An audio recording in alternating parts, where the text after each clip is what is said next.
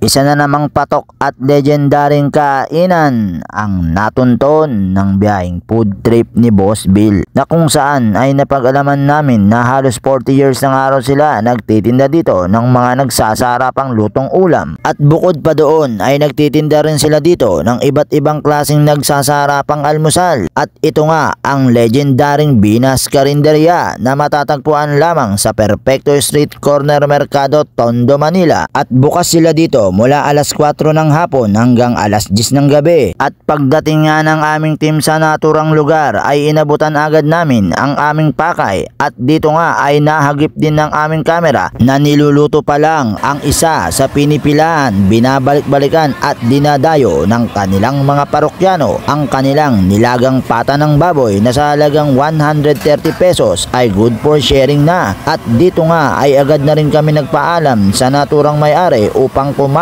ng mga sapat na ebidensya. Inyong pakatutukan. 40 pesos lang. Pansip palpong 40 pesos. Mga boss, nandito tayo ngayon sa isa sa pinaka-legendaring nagtitinda ng mga ulam dito sa lugar ng Tondo, Manila. Magkano yung ganyan, Nay? 10. Si Nanay Bina, siya yung may-ari nitong Bina Carinderia na legendary dito sa Tondo. Ang laki. Parang hotcake din, no? Ang laki. Ang laki.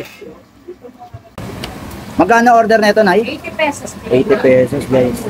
Order tayo dito kay Nanay Bina ng tokwat baboy. At matapos nga naming makakalap ng mga sapat na ebidensya ay umorder na rin agad kami ng ilan sa kanilang mga bestseller dito. At pagdating nga ng aming mga in-order ay isa-isa na rin namin itong tinikman. Naman natin, special pansit ni Nanay Bina. Ito daw, pinagmamalaki niyang pansit.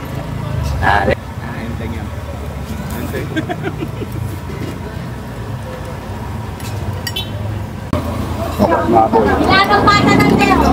Babataan eh.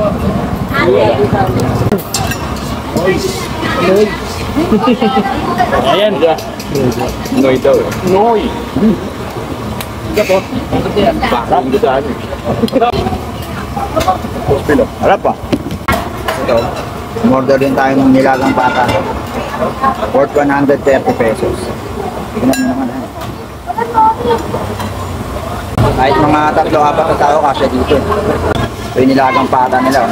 Ito yung nagre-retail na halin na piso. Laki, no? Tama. Nabibenta mo na 10 piso. Napakalambot ng laman, ha? Buwalit, yan. Ayaw ko niya, sir. Napakalambot, grabe. Harap. Langka. Yung ginataang langka worth 40 pesos. Ang dami. Good for sharing na rin yung serving ng langka nila dito. Paano ko yung expension?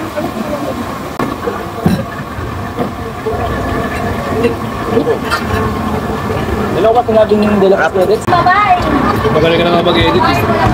Kaya sa mga gustong matikman yung mga napakasarap na ulam dito sa Binas Carinderia, mga boss, ay dayuin nyo lang ito dito sa Perfecto Street Corner Mercado dito sa Tondo, Manila. So open daw sila dito ng 4 PM to 10 PM.